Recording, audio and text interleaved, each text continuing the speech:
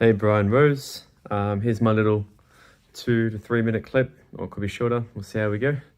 But yeah, I have been following very closely what's been happening with the deplatforming of some of your guests, and in particular, banning of some of your videos, which after having been born in the USSR, moving to Australia when I was 6 years old, I thought I would never see in this so-called free society of Australia.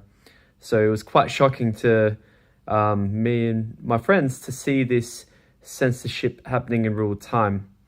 I mean, it's ridiculous. At the end of the day, if we live in a free society with freedom, with true freedom of speech, we should be able to say anything.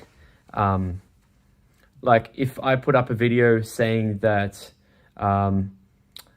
scaring cockroaches causes COVID-19, then I wouldn't expect YouTube to take it down, even though it's not true. So it really doesn't make sense why, in particular, they've decided to target these kind of videos. But I mean, it doesn't make sense from the perspective of looking at it just at face value. Once you look at it in the broad context of what is actually going on, it does make sense, because it actually, these videos like David Icke, I don't believe a lot of what he says, but there are, I mean, it doesn't matter whether or not I agree with him. He should be allowed to say whatever he wants. But in terms of that video, it does actually empower people to question what is being asked of them, and especially some of the very totalitarian measures that have been put into place in the past 4 to 8 weeks in various countries around the world.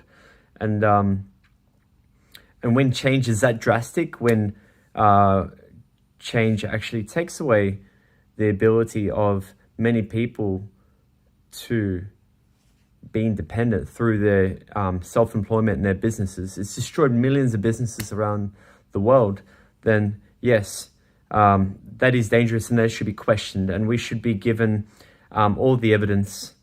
And actually, if they wanted for people to actually support the measures more, they shouldn't be banning or censoring any of these counter views or different narratives. They should be replying to them and addressing every point and saying, okay, here's David Icke's point A, point B, point C. This is why. This is what we believe. Yeah, and let people make up their own mind, because we live in a free democratic society. That's our right. So yeah, I very much support the digital freedom platform, and I hope it actually will be hosted independently, because currently it's hosted on London Real. I understand because it's new, but long term I would like it to be hosted independently, and it would actually be a good idea to grab all the videos that have been banned from YouTube and other platforms. Just ask the world to grab them and put them up. That way it can be a catch-all for anything that is banned. So, and not just London Real videos, which it currently only hosts. So that's my 2 cents, or 2 pence, or whichever currency you're listening in.